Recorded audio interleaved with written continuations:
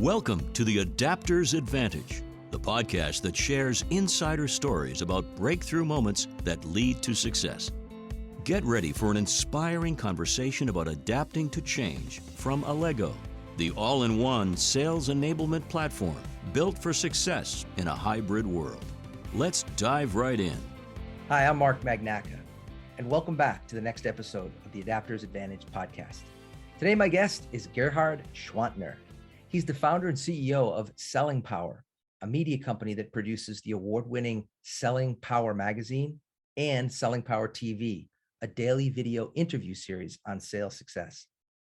He developed and hosts the Sales 3.0 conferences, which help sales leaders integrate sales technologies into their sales organizations to create improved sales effectiveness and greater customer value. Over the course of 4 decades, he's interviewed some of the most successful leaders and experts in the world of sales, business, sports, entertainment, and politics. Everyone from Marc Benioff to Bill Marriott, and from Marc Cuban to Arnold Schwarzenegger. He studied hundreds of peak performers and worked with world-leading coaches and psychologists to create the unique new peak performance mindset training program. He's the author of 17 books on the subject of sales, management, and motivation, and he's received the Sales and Marketing Executives International Ambassador of Free Enterprise Award. What else can I say, but this is my kind of person. Gerhard, welcome to the show. Thank you, Marc, for inviting me. It's an honor. So glad to be able to have this conversation with you because our relationship actually goes back so long, back to the early 1990s. Gerhard, given everything I just covered when I'm introducing you, when you meet people and they ask you that question, which is, so Gerhard, what do you do? How do you answer that question? Well, there are 2 ways to think about it. One is, if this is an attempt to define myself by what I do, then I need to answer, I'm not a human doing, I'm a human being. But if you want a definition of my role is simply to be a broker of ideas between problem owners and solution providers. That's it. I love that way of thinking about the media business because I think it's a unique perspective, and it's probably a part of the reason that we're going to get into that you've been able to navigate 40 years, which may be among the most tumultuous 40 years in the last 200 years in the media business. It certainly was a dynamic environment, especially when we started. It was during the Reagan years, interest rates were 18%. And I always wanted to start my own business when I was a little kid. When I was 9 years old, I made a list. And my grandmother ran a country in outside of Salzburg, the city that you see in my background. Yes. And number 1 on the list was, I want to be an entrepreneur like my grandmother. Second was to have a hot dog stand. And the third was to have a newspaper, because I saw people devouring newspapers and I thought that may be a good business. I love that. I know you mentioned the hot dog stand once before. And just to be clear, the business your grandmother was in was what? It was a country inn. A country inn. Okay. She was a waitress, and she had an illegitimate child. She was not married. She saved her tips and scrimped and saved, and she leased a country inn, and she made enough money to buy it out. So great. It's so almost like a bed and breakfast, as we may call it here, right? Yeah. Right. That's fantastic. So what's really interesting, Gerhard, is I just completed a survey with a group of young entrepreneurs who were part of a conference that I was part of 35 years ago when we were all 17 or 18 years old. And 80% of the young entrepreneurs had a parent or a primary caregiver who they grew up with. And that what we're beginning to realize is that you have a huge advantage in entrepreneurship if it was normalized by your parents or caregivers. Right. Because essentially we all grew up with a belief system, and I call it the implanted mindset. So you adopt your beliefs initially from your parents. And as you grow up, you can challenge them and change them. But you have a head start when you have solid beliefs that help you put on some guardrails for your life. Absolutely. And what I love about the story about your grandmother is that she probably didn't even realize that making the leap from just being a waitress working for somebody to saving your money and being able to then buy your own business, Right. that it has this processional effect, right? So it didn't just change her life, but unconsciously the tape is playing for you as a 9-year-old. So let's use that as a jumping off point. I call this the Adapters Advantage podcast because we like to focus in on a pivot point in someone's life, a moment that can sometimes, as you look back, help to change the trajectory of your life. What's one of those pivot points in your life that you believe changed the trajectory of your life? Well, to me, I'm good with languages. So when I first learned English, I grew up in Austria and teach you German, and English as a second language. And it was thrilling to be understood by somebody else. And to have a conversation with somebody who is not Austrian.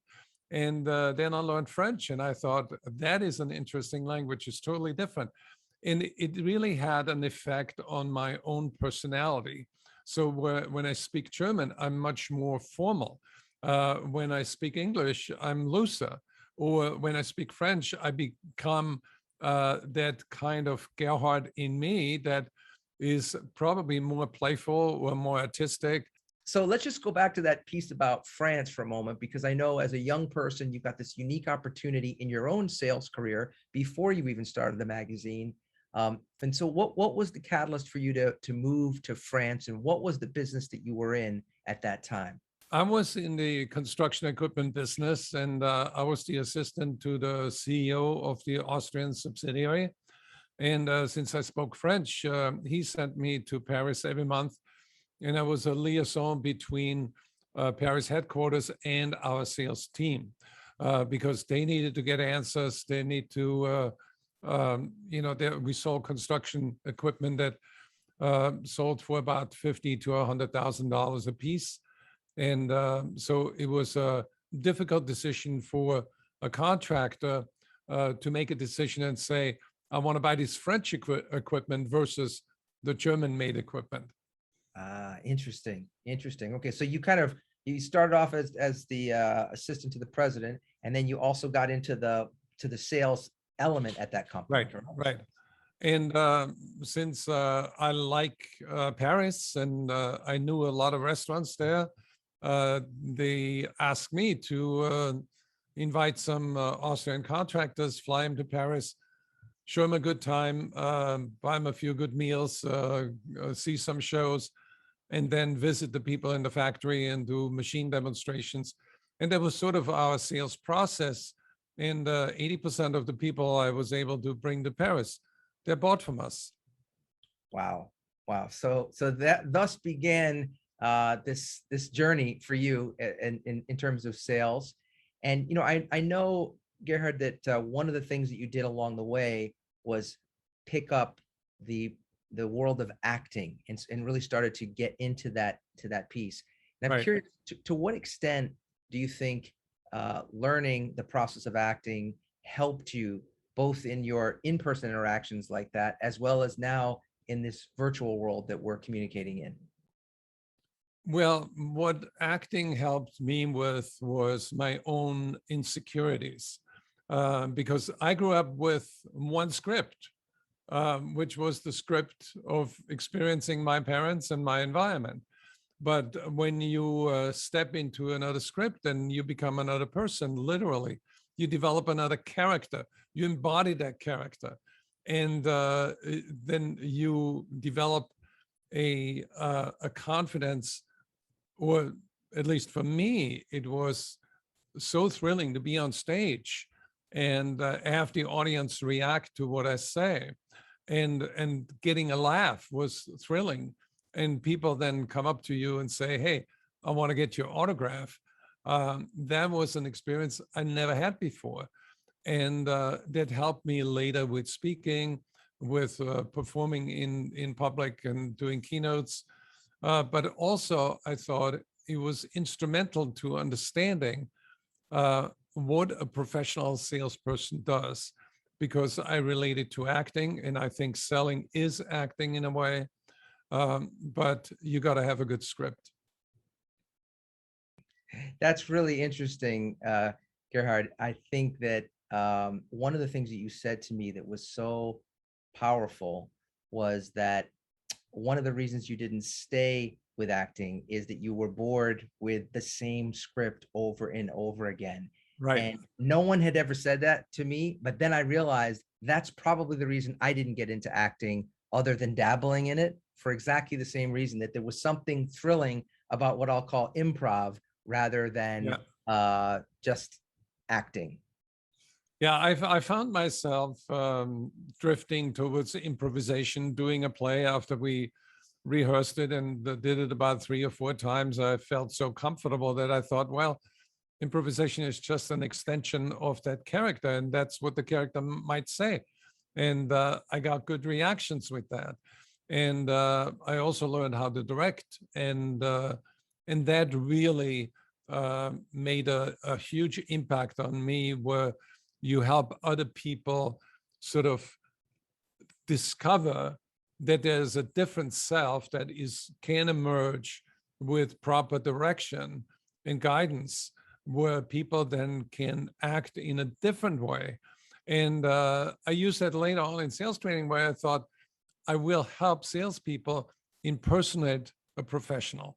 Yes, yes. It's so interesting. I mean, this is one of the fascinating parallels that you and I have had in sort of a separate world, because what I realized is that in so much of my sales training that I did as a trainer, acting was a central element, the power of scripting, showing clips of movies. So using the tools of the craft of acting, but recognizing, as you know, that for so many of the best salespeople, the ability to improvise actually sets them apart versus the ones who are only really good at reading the script, like an actor. And the thing is, it's also a key quality that salespeople need to master ultimately, which is adapting to different realities. Sometimes you have run into situations that are really challenging. And if you are rigidly sticking to a script, you're cooked. Absolutely. You're not going to make the sale. Well, let me use that as a segue, because I know you've spoken in a number of different areas about people, process, and technology. And I'm curious, what's your experience related to helping your readers and the people you interact with in your conferences to get those 3 key elements to work together? Well, it requires a different mindset for each element. Implementing technology and integrating technology is a right brain job, where you use your math abilities. But when it comes to people, it's not about technology. It's about psychology. You want to have an appreciation and understanding what moves people, what motivates people, and people want to come to work to win and not to lose. They want to be part of a team that is cohesive. They want to be part of a culture that's learning focused, that rewards true performance, and that has solid metrics. So aligning people, process, and technology is not easy, and it depends really on the phase of the business you're in. It's different when you're a small business, where every player has to play more instruments, more than one instrument. Right. And as you grow to 300, 500, or 1,000 people, then you have more diversification. You have more role-specific functions. So in the small organization, in an entrepreneurial environment, which I really love, you have to be a virtuoso. So let me just ask you a personal question on that front, Gerhard, because so many people who come to the United States as what I'll call first generation, almost everyone here is second generation, third generation, that we've all come from somewhere. But in your case, where you came from Austria, did America, upon arrival, did this idea that taking a risk in the United States, knowing it was 18% interest rates and it was a very high risk environment, was it easier to become an entrepreneur in the US than it would have in Europe at that time? Well, in Europe, it's more regulated. So in Austria, you have to have some sort of certification processes, and the same in France. I wanted to start actually when I lived in France for 2.5 years. I had a friend at United French Banks, and he was a sales trainer, and we wanted to create a business. And we explored the process, what is necessary to start a business, and it was nightmarish. Where in the United States, I ask around, what government body do you need to go to get a business approved? And they said, what are you talking about? You can start a business at any time, anywhere. So is it fair to say that for some of our listeners, it's easy to take that for granted when you grow up in this culture, yes, to not realize there's many, many places in the world where this idea of red tape and bureaucracy and people, quite frankly, who have no incentive to make it easy for you. Right. That those are people who become blockers. So you burn a lot of energy just trying to get approvals versus trying to run your business. I mean, it has changed since, and there's a more entrepreneurial friendly environment now in Europe. But when I came here and I thought, what a country, you can do anything. And I think that risk element is energizing. I agree. No, I agree. I think there's a lot we can learn. Speaking of the people you've met, it's as if, when I look at the list, it seems like you've met pretty much everybody. And I mentioned some of them in the beginning. You've met politicians and George Bush 41, and this isn't just in passing, but you've interviewed them. So what I'm curious about is, of all of those people over 40 years, what was the one interview that actually most changed your thinking or perspective? Well, I think the most emotionally significant experiences I had in interviewing people was with the POWs from the Vietnam War. Like Charles Coffey, Jeremiah Denton, Paul Galante, Mike McGrath. Those were all officers that were shot down in the prime of their life and ended up in Hanoi Hilton, where they communicated with each other with tapping signals from one cell to another. And Admiral Stockdale was sort of the leading senior officer who created a culture where they said, never bow in public. And those people taught me that you can survive and thrive in even the most disappointing adverse circumstances. And I was invited to a reunion at Newport News where there were 163 of those officers. And it was such an honor to be with those people. And my wife came with me, and we spent an amazing day in conversations, listening to them and listening to their speeches, and them sharing more experiences that were absolutely mind-blowing. Where just to give you one example, Paul Galante, when he was shot down, he realized that his plane was unflyable and he had to eject. And there was smoke coming in the cabin, and he pulled the face shield down, ejected himself, and he was relieved that the canopy was opening and he was floating into enemy territory. And as he came down, he saw people on the ground and peasants, and they had rifles and they were shooting at him. And one of the shots grazed his neck and blew out his helmet. And then he put him, when he landed, they stripped him down to his underwear, and he was standing. It was, put him against the tree, and they were about to shoot him. And he had that extraordinary sort of almost schizophrenic experience where he said, I was no longer me watching them shooting me, but was like above the tree looking down on this poor guy that's about to get shot. But in last minute, somebody came and say, hey, this is an officer. We need to interrogate him before we shoot him. And they put him on a truck and brought him to Hanoi Hilton and put him in a cell. And that same day, there was an air raid and the Americans bombed that area. So they forgot about him. And then he had to make a ruckus just to get attention. And then they fed him and then they started to torture him. So those stories, and everyone has a different story, are so encouraging to me because they show the human spirit. Yes. And ultimately, your life is a reflection of the spirit that's within you. Really helps put all of our challenges in perspective, because you recognize that once people make up their mind, they're going to conduct themselves with dignity. They're not going to be broken. No matter, you can kill me and you can break my body, right? But you're not going to break my spirit. That is an enormously energizing thing. And you think of the way they helped each other during that. There's so much that can be learned for all of us as teammates in that context.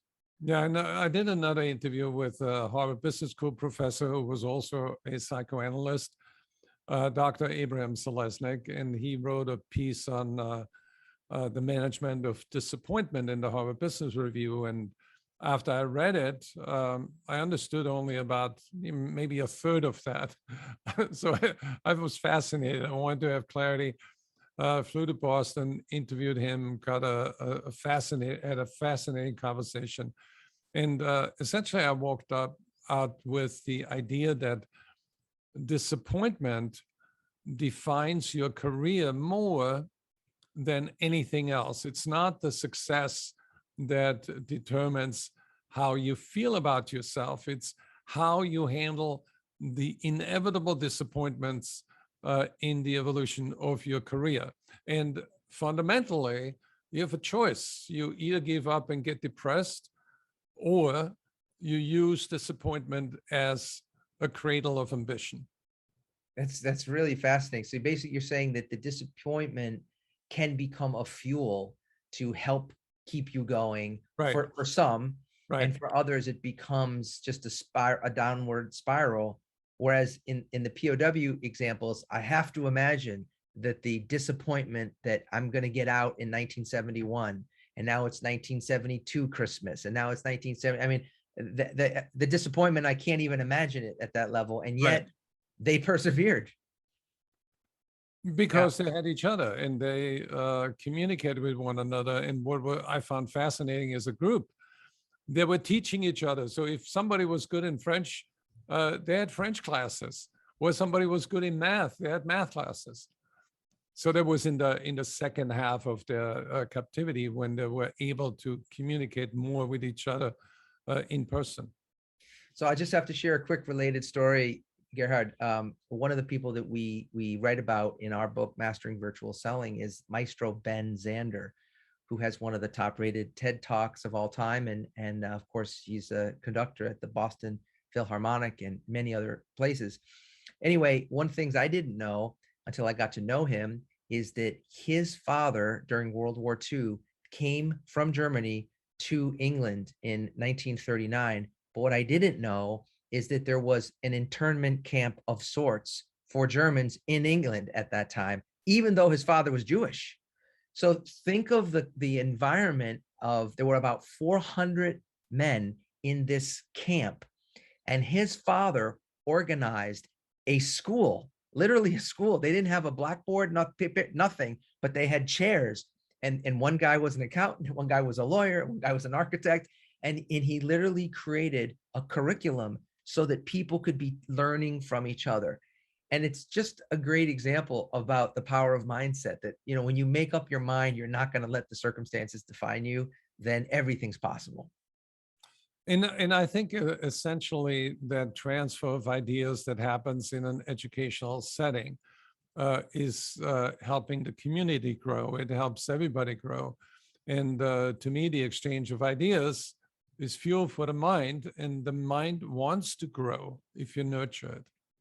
Well, and that's really, when you think about that, you have been a catalyst for now more than a generation, because it was for me in my 20s, reading Selling Power magazine. It was a ritual that continues to this day. So let me just pivot on this idea of kind of where we are right now. What do you believe is the most important thing that sales leaders need to stop doing to help them adapt to a hybrid environment that we're in? Well, I think that it's not about doing, it's about thinking. I think you want to stop thinking that adapting is difficult. Think of the alternative of not changing and not adapting. It's a great point. That's a great point. And as you do, the picture of dinosaurs may come up in your mind, right? Right. Exactly. Well, and just along those same lines, when you think about what people may want to, particularly managers, what they may want to start doing to help their team adapt, knowing that part of the time their team in the future will be in this virtual dynamic that Right. that McKinsey says 75% of buyers post-pandemic want to continue with. And then part of the time they're going to be in person.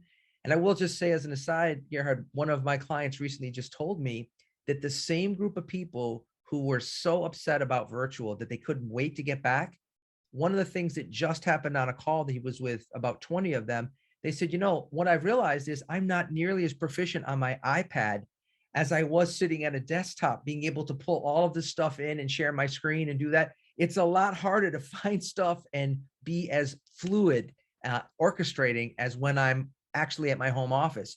And, Right. and no one had thought about that. So kind of in that context, what do you think managers need to start? What shift do they need to have in terms of to start thinking about a new way as we emerge and sort of get into the post-pandemic era? Right. I think that two poles around which the world revolves. And on one pole, you have technology. On the other side, you have psychology. And both are pivotal. So you want to improve the technology and aggressively exploit what is available, and always be on the hunt. What is the best technology that we can use in order to be digitally transformed and digitally agile? So you want to adopt a digital mindset, because we're living a data-driven world that is going to be ruled by AI, and if you don't keep up, you cannot play. The second is psychology, because we are all human beings, and we need to understand that there is resistance to anything that's new, and we need to help people adapt, and we want to make it easier to adapt. But I think at the heart of all of this is the mindset for innovation.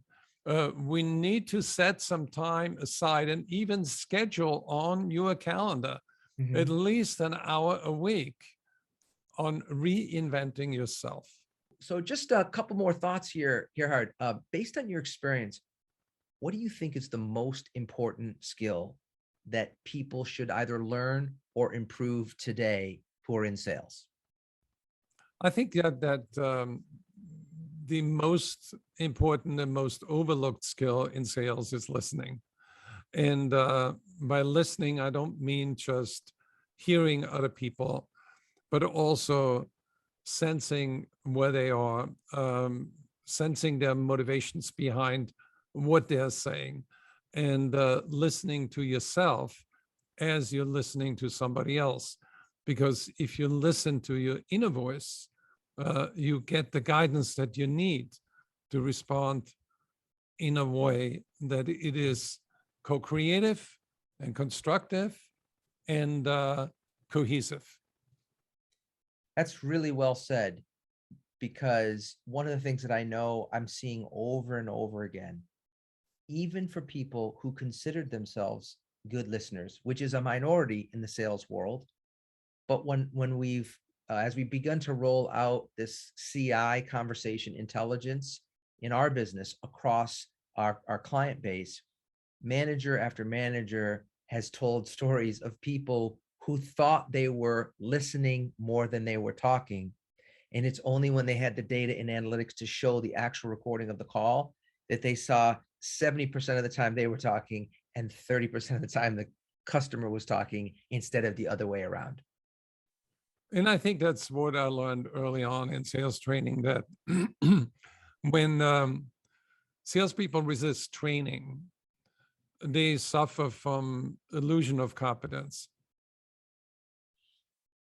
Well, Gerhard, there's so much that we could continue to talk about, but this has been really fantastic to be able to learn a little bit more about your story, to understand the journey, to really isolate that the idea of the two poles relative to both technology and psychology. And I think you've really embodied a lot of what you're talking about in your own life and with your own business. I think we are overlooking one element of selling that we didn't talk about, which is having fun. Selling can be a lot of fun. And I remember when I interviewed Jay Leno, sent him a copy and asked him to autograph a copy and send it back. And then I got a phone call from his assistant, and she was Austrian. And she says, "I have Jay who wants to talk to you." And I said, "Sure." So I pick up, he said, "Hello. Is this my Austrian friend Gerhard?" And I said, "Jay, is this the day where you were making fun of immigrants?" He says, "No.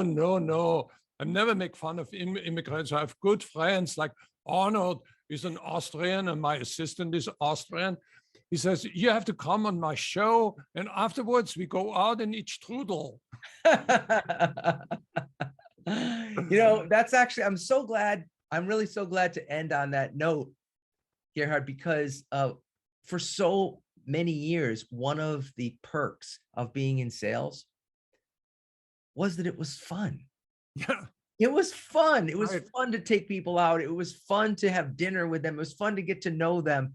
And, in so many businesses, this idea of kind of getting to develop a personal relationship was part of the process. And clearly, it's not to say that you can't do it in Zoom relative to developing a relationship, but it is a different thing to be able to be aware of the fun factor that can happen in this profession. I will tell you that as much as I'm a believer now that we've been through this, that having some in-person time with your most important clients really is still super valuable. We've also learned that there's a lot of cool, fun things you can do together, even on Zoom, that are it's a very light lift to get people together and can be a lot of fun. We had a bourbon tasting with a small number of clients, and everybody received the same bourbon by Federal Express, and Wow. a special ice ball, a round ice ball maker. And it was just a neat example of how so much of the fun comes from a shared experience, but it turns out you don't actually have to be physically present to be able to do some of that. Yeah, again, fun is a mindset. So let me And to me, the analogy of acting and playing and improvising, I think it's so important that to me, life is just a giant improvisation project. Well, I'm with you. I'm with you on that, and it's fun to have a fellow improviser to do this with. Gerhard, if people want to learn more about you, about Selling Power, about Sales 3.0, and a lot of the other cool things you're doing, what's the best way for them to do that? Go to sellingpower.com. You also can find me on LinkedIn. Love to connect with anybody who wants to talk shop. Well, it's been a pleasure talking with you, and I look forward to continuing our collaboration. Thank you, Mark. Thank you. You've been listening to The Adapter's Advantage, a podcast from Allego. Stay connected by subscribing to the show at allego.com/podcast, leaving us a rating and comment, and sharing episodes you love. That helps us bring you more conversations about breakthrough moments that lead to success. Thanks for listening. Until next time, remember that one new idea can change your life.